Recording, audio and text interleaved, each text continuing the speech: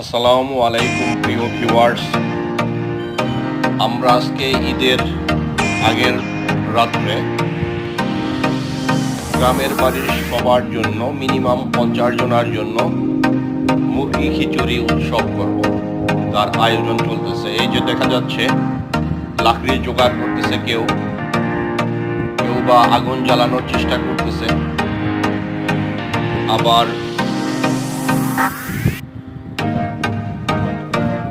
এরপরে খিচুড়ি চড়ানো হয়ে গেছে অলরেডি। বাবুর্চি যে আছে আমাদের নিজেদের লোক, সে মশলা মিক্স করে আলাদা মাংস আলাদাভাবে রান্না করে